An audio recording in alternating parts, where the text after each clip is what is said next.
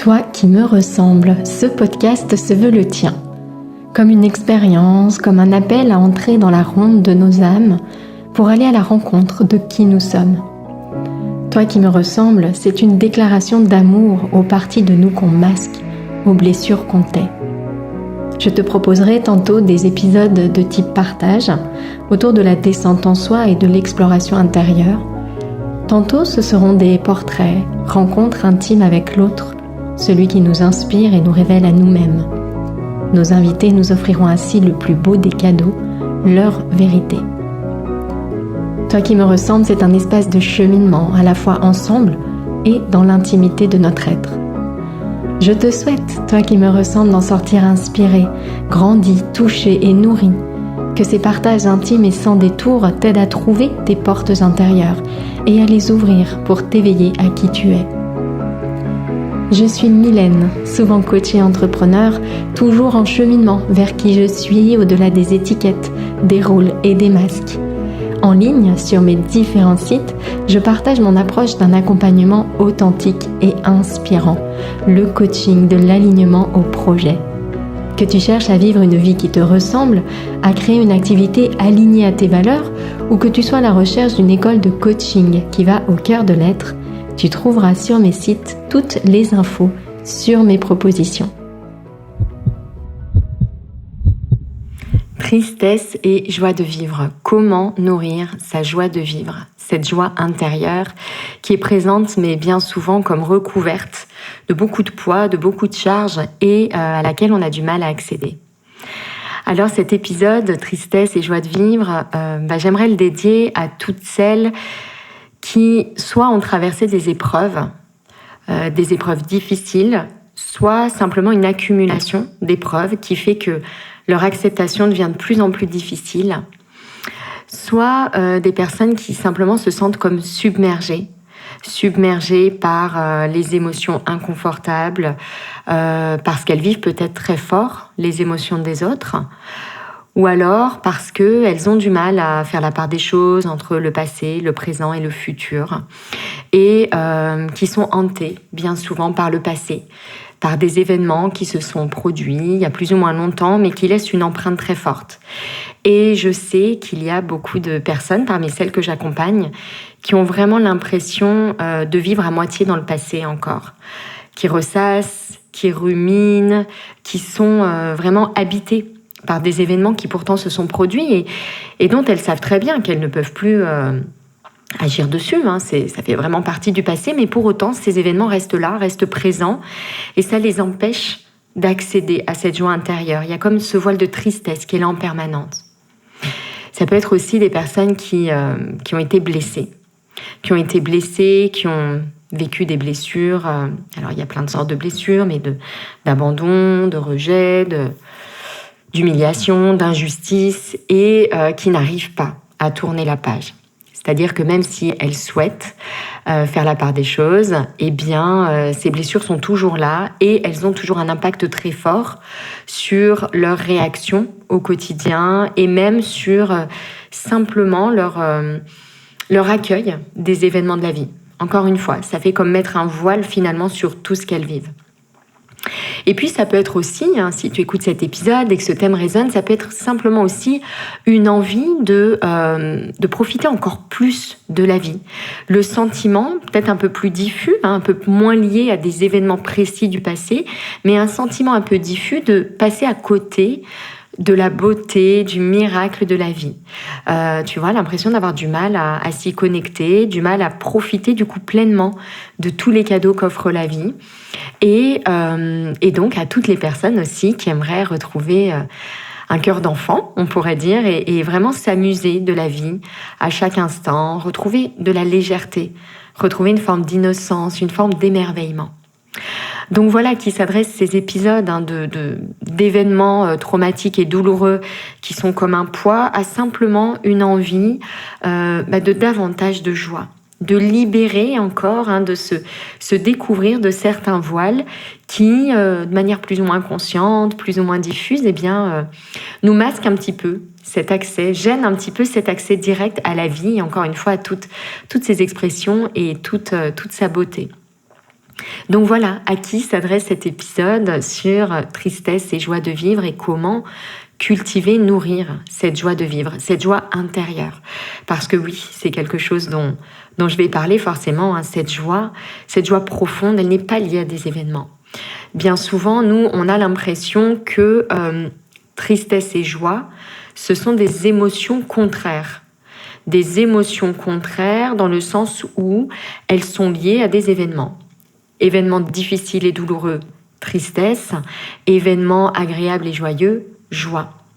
Or, vraiment, cette joie de vivre, cette joie intérieure dont je parle dans cet épisode, c'est au-delà d'une émotion qui est simplement une réaction à des événements agréables. Je sais que bien souvent, l'expérience qu'on fait de la joie, c'est une expérience conditionnelle, c'est-à-dire qu'elle est liée à des événements. Je me souviens d'avoir vraiment eu cette réflexion quand j'étais plus jeune, de ressentir par moments comme des éclats de joie. En fait, c'est pas de la joie profonde, ça c'est une sorte d'exaltation, c'est une sorte d'enthousiasme mais éphémère qui est lié à des événements. Et je ressentais cette joie parce que la fête foraine allait bientôt commencer, parce que j'allais dormir chez une copine, parce que, etc. Et donc il y avait des petits événements comme ça et j'avais le sentiment de ressentir de la joie. Et je sais que bien souvent dans nos habitudes, hein, on a l'impression que la tristesse c'est une émotion, la joie de la même façon c'est une émotion. Mais la joie dont j'aimerais parler ici, c'est de la joie intérieure. C'est une joie qui est notre essence, notre nature et qui ne dépend pas des conditions extérieures. C'est vraiment cette idée de joie intérieure pour justement la différencier de cette joie qui est conditionnée à des situations spéciales, des rencontres spéciales. Donc, si telle chose se passe, je suis joyeuse. Si telle chose ne se passe pas, je ne suis pas joyeuse. Donc, vraiment sortir de ce schéma-là pour aller nourrir une joie qui est beaucoup plus profonde parce qu'elle est liée à notre essence. Elle est sans condition. Elle est là. Elle est comme une toile de fond. Quelque chose vraiment de permanent, de constant. Donc ça, c'est une première chose que je voulais souligner. Je ne vais pas parler de la joie conditionnelle, je vais parler vraiment d'une joie qui est inconditionnelle. Et donc, dans ce sens-là, cette joie-là, ça n'est pas le contraire de la tristesse. C'est autre chose. C'est notre état naturel.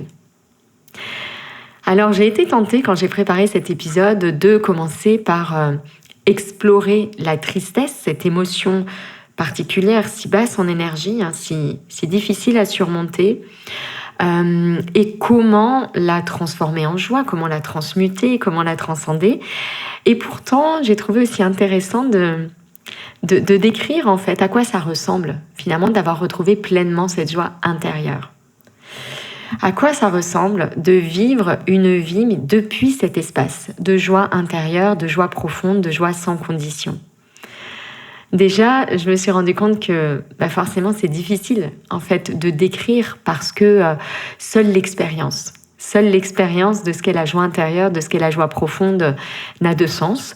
Donc vraiment l'idée ici, c'est simplement de suivre ça comme des panneaux, on va dire indicateurs, de par où ça se trouve, de à quoi ça ressemble.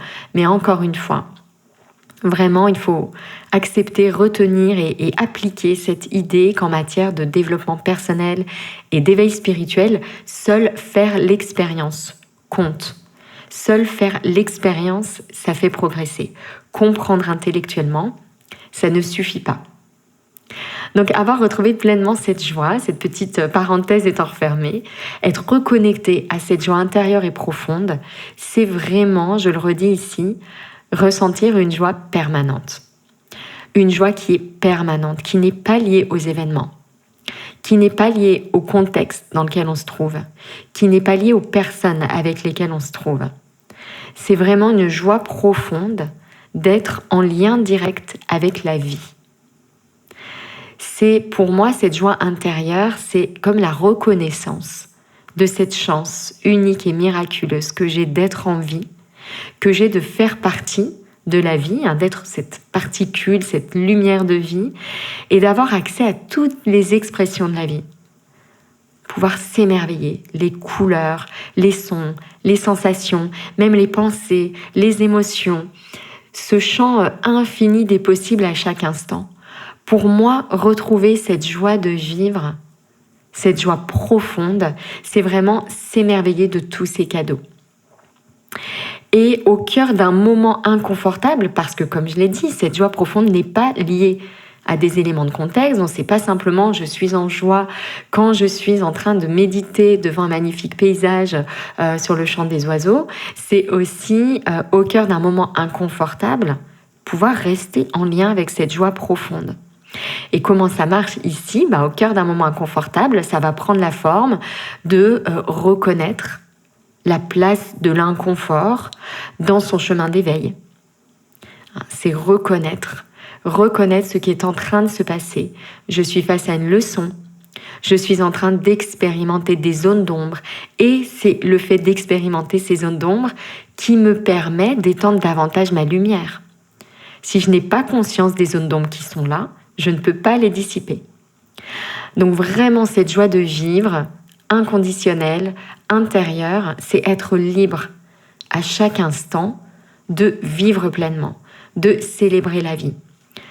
Libérer des nœuds, libérer des blessures qui obstruent le passage de la lumière. Mais pouvoir être l'expression sur terre, dans la matière, dans chaque pensée, à chaque moment, dans chaque dialogue, dans chaque geste, de l'amour et de la lumière que je suis. C'est vraiment ça pour moi, retrouver sa joie de vivre et c'est vraiment encore une fois cette notion de joie intérieure. Alors plongeons maintenant dans cette émotion tristesse. D'où vient ce poids sur nos épaules ? Si la joie est notre essence, pourquoi il y a ce poids ? Pourquoi il y a cette charge sur nos épaules qui nous rend parfois la vie si lourde et qui crée vraiment ce voile de tristesse ? Qu'est-ce qui fait que c'est là ? Parce que c'est une émotion naturelle et très commune, évidemment. Pour moi, ce poids sur nos épaules, il vient de ce qu'on n'arrive plus à se relier à cette essence. On n'arrive plus à accéder à la vie, à sa beauté, à toutes ses nuances, à toutes ses expressions.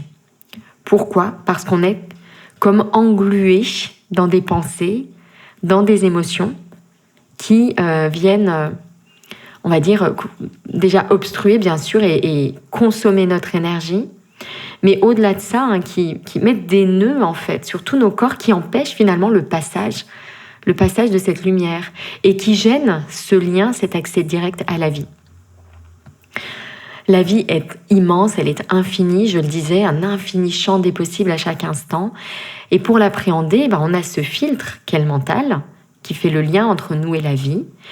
Et si ce filtre, alors je parle du mental, mais en réalité tous les corps sont concernés, si ce filtre est sale, c'est-à-dire obstrué de blessures, de nœuds en fait, de nœuds émotionnels, avec des peurs, des colères, de la tristesse qu'on a ressentie, toutes ces blessures, je parlais tout à l'heure, les blessures, une situation d'abandon, de rejet, avec toutes les peurs et toutes les émotions inconfortables qui se sont ajoutées, et puis s'ajoutent à ça des événements ensuite qui viennent renforcer encore ces nœuds, les rendre de plus en plus difficiles à dénouer, de plus en plus denses. Eh bien, on va finir par appréhender la vie de façon limitée, avec ces nœuds, on pourrait dire, qui sont dans notre champ de vision. Et donc, pour pouvoir se relier pleinement à la vie, et donc à cette joie intérieure, à notre essence, il faut nettoyer ce filtre. Il faut libérer ce voile de ces impuretés, de ces poids. Et encore une fois, ces poids, c'est quoi ? Ce sont des blessures émotionnelles, mais pas simplement qui touchent notre corps émotionnel, des blessures qui parfois remontent sur nos différents corps et qui n'ont pas été intégrées. Donc ça crée des nœuds. On les a subis à ce moment-là, on a subi des choses violentes, des choses désagréables, mais on n'a pas digéré l'enseignement. Donc on reste en fait dans cette souffrance. On est comme ramené constamment à cette fréquence-là, même si ça peut devenir inconscient. Ça impacte ensuite tous nos corps et ça crée des résistances. Voilà, ça crée des résistances, des nœuds, des poids, des choses qui viennent obstruer en fait le passage de notre lumière, impacter notre énergie, impacter tous nos corps jusqu'à notre corps physique. Et bien sûr, ce lien entre les blessures qu'on peut avoir qui ne sont pas digérées et notre santé physique n'est plus à prouver. C'est quelque chose qu'on reconnaît, même si malgré tout, il y a 30 ans, c'était déjà un petit peu fou de dire ça, mais je crois que vraiment aujourd'hui, c'est quand même communément admis. Et on se rend bien compte du lien très très fort qu'il y a entre les corps, on va dire, invisibles et puis notre corps physique. Et donc, au fil des ans, au fil des blessures qui s'ajoutent, au fil des inconforts non digérés, les poids augmentent. La charge est plus lourde et notre regard est comme obstrué. On ne voit plus clairement. On voit les choses, mais avec un voile qui les recouvre. Ça peut être un voile de tristesse. Ça peut être un voile de plein d'autres blessures, et souvent c'est un mélange de beaucoup de choses. Et donc cette tristesse, quand elle est là, elle ressemble pour moi à un découragement, une sorte de lassitude avec une énergie très basse, une sorte de lassitude et d'impuissance devant les difficultés, devant les leçons qu'on n'arrive pas à intégrer, comme un trop-plein d'inconfort qui consomme notre énergie. Et encore une fois, ça peut être soit une grosse épreuve, soit une accumulation d'épreuves a priori moins douloureuses, mais qui pour autant s'accumulent en nous. Alors maintenant, c'est une question que j'ai souvent entendue, est-ce qu'il faut accueillir cette tristesse et donc lui dire oui, la laisser être ce qu'elle est, cette tristesse, simplement l'accueillir et l'accepter quand elle est là, ou bien est-ce qu'il faut lui dire non et nourrir la joie de vivre à la place? Alors je crois vraiment qu'il y a ici un rythme qui est propre à chaque personne. Il y a un rythme qui est propre à chaque personne. Certaines personnes vont avoir besoin de laisser cette tristesse s'exprimer plus longtemps. Pour d'autres personnes, plus rapidement, la souveraineté et le désir ferme de dire oui à la joie va prendre le pas sur la tristesse. C'est propre à chacun. Il y a des personnes qui vont pouvoir faire cette bascule seules. Il y a des personnes qui vont avoir besoin d'être accompagnées pour le faire. En tout cas, ce que je trouve important ici, c'est déjà de ne pas chercher à supprimer l'émotion qui est présente. Ça, c'est très important et j'ai déjà évoqué ce paradoxe dans l'épisode « Apaiser le mental ». C'est très important de ne pas chercher à supprimer une émotion qui est là. Si je cherche à supprimer ma tristesse, si je veux ignorer ma tristesse, éteindre ma tristesse, faire comme si elle n'était pas là et cultiver autre chose, sans la comprendre avec le cœur, en faisant ça, en réalité, c'est très paradoxal, mais je la renforce. Je lui signifie que j'ai peur d'elle, je lui donne le pouvoir. Je la renforce. La clé pour accueillir cette tristesse, pour qu'elle se dissipe et pour retrouver l'accès à cette joie intérieure, ça va être de reconnaître cette tristesse. Qui es-tu? Pourquoi es-tu là? Quelle est cette charge sur mes épaules, sur mon cœur? D'où vient cette tristesse? Qu'y a-t-il à la source? Et cette compréhension mentale, intellectuelle, à un moment donné, elle me sert à comprendre, à décider, à analyser, et elle a sa place. Mais à un moment donné, elle doit lâcher prise devant une compréhension du cœur. Devant cette compréhension du cœur qui passe par simplement observer. Lâcher la compréhension, là où je m'accroche aux idées, aux concepts, pour laisser passer. Laisser passer la présence, laisser passer la lumière. Ça, je sais que c'est un switch, un changement qui est difficile à opérer, une bascule qui n'est pas simple à opérer, qui demande de l'entraînement, et je vais y revenir. Mais ce qui est important ici de retenir, c'est que la tristesse, ce n'est pas un problème en soi. L'émotion tristesse n'est pas un problème en soi. Le problème qui se pose, ça devient un problème quand on s'associe si fort à cette émotion, à cette tristesse, qu'on lui laisse prendre toute la place, comme si elle était nous, comme si on était elle, comme si on n'était rien d'autre que cela. Il est important de reconnaître que la tristesse, c'est une émotion qui nous traverse. Et reconnaître la tristesse comme une émotion qui nous traverse, ça va permettre de redevenir observatrice de ce qui se joue en nous. Et donc, dès lors que je peux redevenir observatrice, je peux redevenir créatrice. Être celle qui choisit, celle qui est libre de ses choix. Et je m'aperçois que ça demande ici autre chose. Quelque chose de très important que j'ai évoqué il y a longtemps maintenant, dans un des premiers épisodes de ce podcast. c'est l'idée d'avoir foi. Ça demande se lâcher prise à un moment donné pour passer de la compréhension mentale à l'intégration avec le cœur. Se lâcher prise, il demande de la foi. Il demande de la confiance. Il faut avoir confiance dans le processus de la vie. Comment on nourrit cette confiance dans le processus de la vie ? Bien sûr, c'est d'écouter des personnes, de lire des ouvrages qui viennent vraiment nourrir cette nouvelle vision. Des personnes qui se dédient à la connaissance de l'être. Je pense bien sûr au bouddhisme. Si on enlève les aspects religieux du bouddhisme, il reste vraiment toute cette connaissance de l'esprit, la place de l'esprit, la place des émotions. C'est très très très précieux. Aujourd'hui, la méditation devient de plus en plus laïque, de plus en plus libérée. Il faut bien voir quand même au départ, c'est dans ce type de sagesse orientale qu'elle est née. Et vraiment, cette observation de ce qui se joue en nous, c'est la clé. Donc il y a beaucoup de sagesse ici, beaucoup de richesse à suivre justement ces philosophies. Et donc, je crois qu'on peut vraiment nourrir cette confiance dans le processus de la vie en se nourrissant de ces discours, de ce nouveau paradigme. Place des émotions, notre mission également dans cette vie. Moi, je me souviens notamment d'un jour qui a été pour moi un point de bascule. Alors, je me suis intéressée en premier lieu à la méditation parce que j'avais des crises d'angoisse et que je refusais de les soigner de façon médicale. Et donc, je m'étais acheté un livre sur la méditation. Ça a vraiment été pour moi le point de départ. C'était en 2012, je m'en souviens très bien. Et donc, la méditation, ça a été mon premier contact. Et puis, je suis arrivée ensuite par là au bouddhisme, parce que le livre de méditation que j'avais acheté était écrit par un moine bouddhiste tibétain. Et puis, je me suis intéressée progressivement à d'autres approches. Et je me souviens notamment de ce jour où j'ai vu ce documentaire. Oh mon Dieu, je vais écorcher encore son nom comme à chaque fois, de cet astrophysicien vietnamien.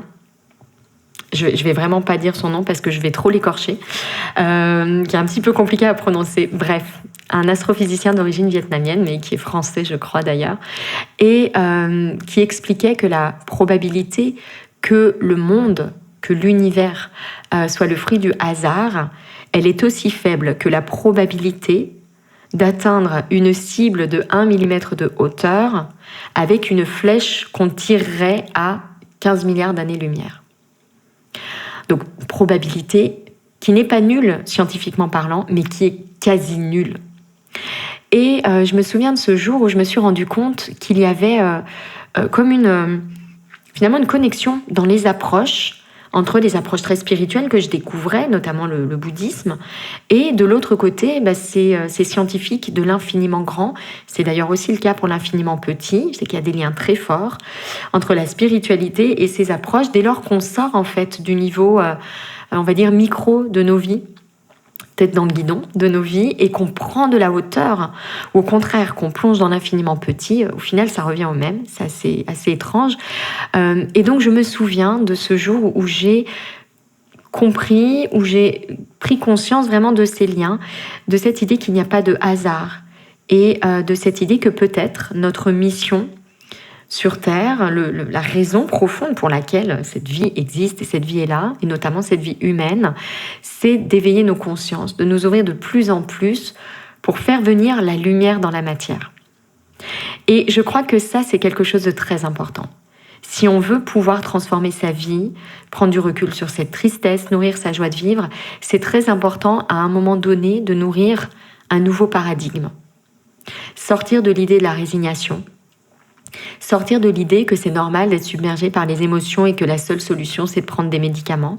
Je ne dis pas que ça ne peut pas être une solution temporaire, mais je crois qu'on a vraiment les ressources et qu'on peut faire mieux que ça. Et surtout de ne pas laisser les émotions diriger notre vie. Je crois vraiment que les plus grandes guerres sur Terre, à l'échelle de pays, sont causées au fond par cette incompréhension. Cette association à nos émotions et à nos blessures, qui fait qu'on vit par notre ego plutôt que par notre être profond. L'ego, c'est cette partie de nous qui est perdue en fait dans les émotions, dans les blessures, qui s'y associe tellement qu'elle vit des montagnes russes en permanence sans aucun recul et qui a oublié le sens profond de la vie, notre sens à nous. Et plus cette partie de nous, l'ego, est aux commandes de notre vie, plus on va ressentir des émotions inconfortables et être totalement submergé par elles. La tristesse, la peur, la colère, subir nos réactions, vivre totalement dans des réactions disproportionnées, réflexes qu'on n'arrive pas à maîtriser et perdre vraiment ce pouvoir créateur. Et donc, avoir foi dans le processus de la vie, c'est reconnaître ce qu'est une émotion. C'est aussi reconnaître autre chose. Je viens de parler de cette notion de pouvoir créateur. C'est reconnaître notre souveraineté. À un moment donné, il est essentiel de retrouver cette souveraineté, cette fermeté, cette autorité intérieure et bienveillante qu'on a à disposition. Oui, j'ai le choix. Oui, cette émotion, c'est une émotion. Rien d'autre qu'une émotion. Oui, je peux créer autre chose. À cet instant, je peux choisir une autre réponse. J'ai le pouvoir de choisir une autre réponse, même quand la tristesse est là, même quand toute autre émotion inconfortable est là. Cette notion d'autorité, je la trouve très importante. C'est avoir conscience, à un moment donné, de l'existence de son pouvoir créateur et prendre une décision ferme de l'activer, de reprendre les rênes de sa vie. Et ça, c'est possible uniquement si on change de paradigme, encore une fois, et qu'on nourrit sa confiance dans le processus de la vie. Pour moi, notre plus grande mission, c'est retrouver cette autorité intérieure, retrouver cette souveraineté pour que, grâce à cette expérience humaine, au fil de nos expériences dans cette vie humaine, je puisse m'éveiller à ma nature et à mon essence. Pour moi, notre plus grande mission, c'est ça. Et nourrir cette confiance, nourrir cette foi, pour retrouver sa souveraineté, je crois vraiment que ça demande de renforcer son état d'esprit. Alors, c'est pas suffisant de dire ça, mais c'est vraiment d'aller renforcer tous nos corps en réalité. Préserver son énergie, prendre soin de son corps énergétique, prendre soin de son corps émotionnel en allant dénouer les nœuds qui sont présents, prendre soin également du corps mental et des pensées, et également nourrir, retrouver l'accès, on va dire, avec nos corps plus subtils, plus spirituels, prendre plus de hauteur pour aller se relier à cette essence, l'essence de la vie, l'essence de qui nous sommes. Et c'est comme un travail, j'ai envie de dire, à chaque étape de protection, de nettoyage de tous ces corps, du corps physique jusqu'au corps plus subtil et moins dense. Et je me rends compte ici que si je devais proposer un mode d'emploi pour passer de la tristesse à la joie intérieure et profonde, encore une fois, une joie sans condition, eh bien je me rends compte que je suis amenée à faire un mode d'emploi en 4 étapes. Et ces 4 étapes, ce sont les 4 piliers du coaching de l'alignement au projet, qui est la méthode de coaching que j'ai déposée et qui est vraiment le socle de tous mes accompagnements. Pour retrouver, pour accueillir la tristesse, retrouver la joie de vivre, quand on l'a perdue ou simplement quand on sent qu'on passe à côté de la magie et de la beauté de la vie, qu'on a envie vraiment d'une joie sans condition, pour moi, il y a 4 étapes. Il y a 4 étapes. Première étape, c'est se familiariser avec soi. Se familiariser avec soi, c'est-à-dire entrer en contact avec ces différents corps, cette notion de différents corps, du corps physique, corps énergétique, corps émotionnel, corps mental et les corps plus spirituels, et vraiment se familiariser avec les phénomènes qui nous traversent. Se familiariser avec les phénomènes qui nous traversent, alors déjà, ça demande une compréhension mentale.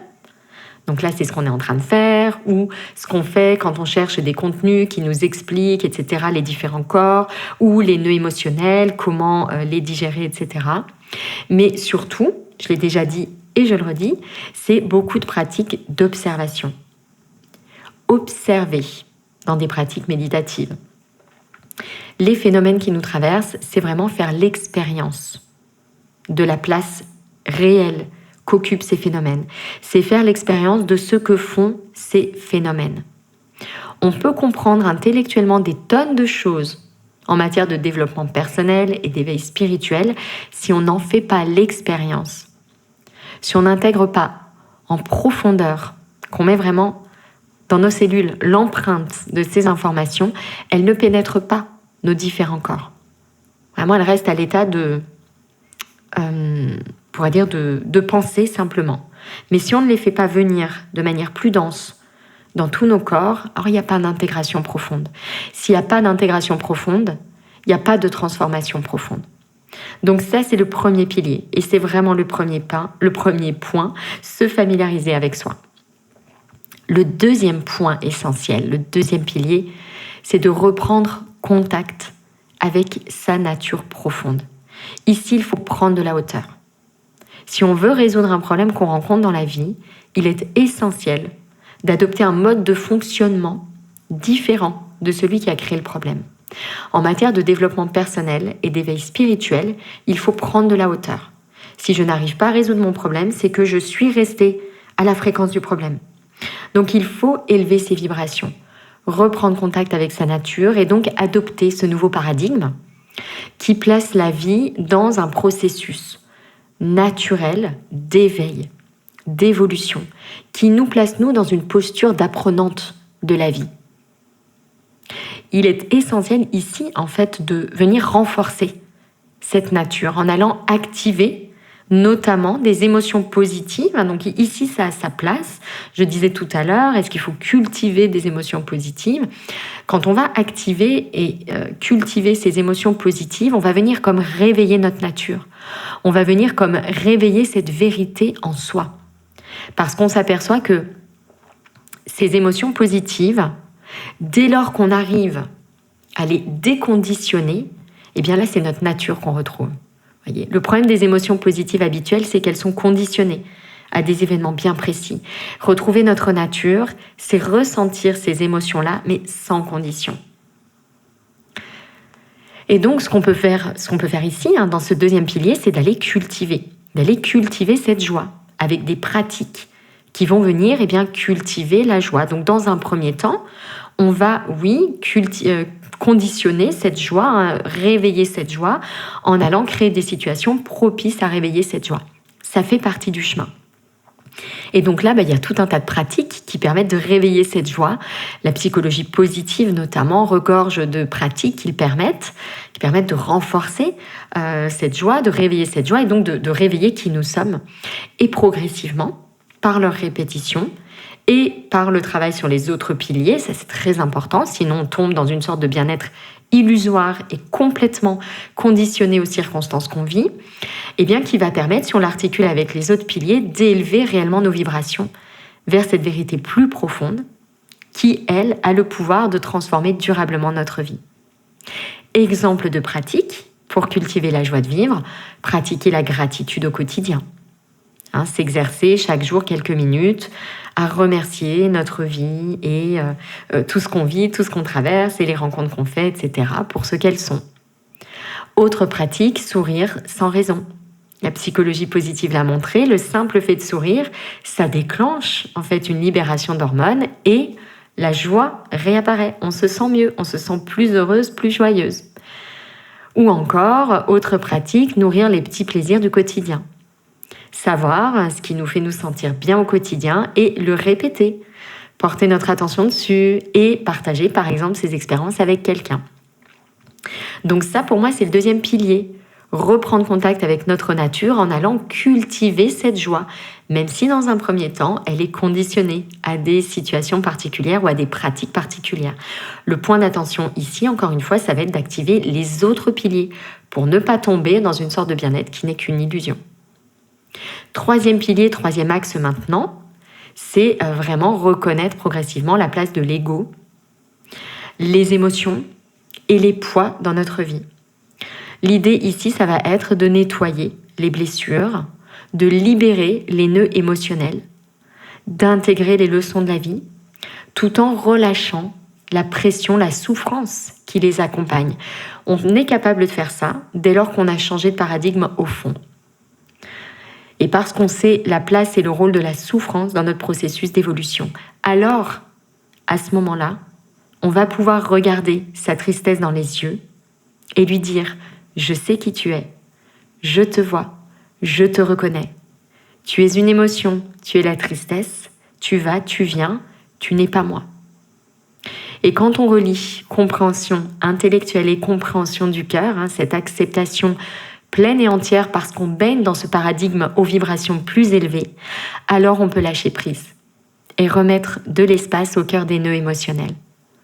Le seul moyen de se libérer de ces blessures, c'est de retrouver de l'espace au cœur de ces blessures. Et enfin, le 4e pilier de ce mode d'emploi et le 4e pilier du coaching de l'alignement projet, c'est le pilier de l'action alignée. C'est incarner ce que je crois. Incarner ce que je crois. C'est une chose de ressentir de la foi, d'être convaincu. Mais l'idée ici, ça va être de mettre mes pensées, de mettre mes paroles, de mettre mes actions dans l'alignement parfait de ma nature, de cette lumière que je suis. Donc faire venir ici cette souveraineté, cette foi profonde dans la matière. Concrètement, nourrir les pensées qui laissent ma part divine s'exprimer. Au contraire, apaiser les pensées qui obstruent ma vision et surtout venir répéter régulièrement les pratiques qui viennent soutenir en fait ces 3 piliers. Ici, il y a vraiment une notion de discipline. C'est d'ailleurs une notion qui est très très présente dans les sagesses orientales, notamment dont je parlais tout à l'heure. Il y a beaucoup de discipline, beaucoup de répétition, parce que la répétition fréquente de ces différents piliers, c'est vraiment la clé. Donc ici, c'est poser une intention et vraiment s'engager pleinement, s'impliquer pleinement dans cette volonté. Accueillir la tristesse, nourrir ma joie profonde. Et encore une fois, la joie est là. Dès lors que je me relie à la vie telle qu'elle est, à tous les cadeaux qu'elle offre, la joie est là. Et ce que j'aimerais dire ici, c'est que je suis vraiment convaincue que cette démarche intérieure, c'est notre plus grande mission. Je sais qu'on cherche souvent nos missions de vie sous la forme de métiers à exercer. Et je crois que c'est humain, encore une fois, avec cette tentation plus ou moins inconsciente, cette pensée plus ou moins consciente de se dire que si je change mon métier à l'extérieur, ça va être la plus grande transformation de ma vie. En réalité, la plus grande transformation de notre vie, c'est ce que je viens de décrire. C'est ce nettoyage émotionnel, cette libération des nœuds émotionnels qui va nous permettre de nous relier à la vie dans toutes ses expressions, sans limite, sans jugement, sans hiérarchie. Alors bien évidemment, si tu as envie d'aller plus loin, si tu veux aussi en savoir plus, si tu veux faire un pas supplémentaire dans la mise en application de ce mode d'emploi, parce que tu sens que la tristesse prend trop de place dans ta vie, la tristesse et d'autres émotions, que tu as du mal à profiter pleinement et à accéder à cette joie intérieure, eh bien tu peux déjà récupérer ta fiche d'auto-coaching pour nourrir ta joie intérieure. Je vais mettre un petit lien dans le descriptif. Et tu peux aussi aller plus loin en découvrant mon approche, le coaching de l'alignement en projet, à travers notamment la conférence que j'anime, 8 étapes clés pour créer la vie qui te ressemble. Encore une fois, je te mets tous les liens dans le descriptif. Merci beaucoup pour ton attention. Si tu entends ce message, c'est que tu as écouté l'épisode jusqu'au bout. Et pour cela, je te dis un grand merci. J'espère que cet épisode t'a inspiré, touché, nourri. Si c'est le cas, n'hésite pas à partager ce podcast autour de toi avec le hashtag Toi qui me ressemble. Et si tu souhaites écouter d'autres épisodes inspirants, tu peux t'abonner directement au podcast sur la plateforme que tu utilises. À très bientôt dans un prochain épisode, Toi qui me ressemble.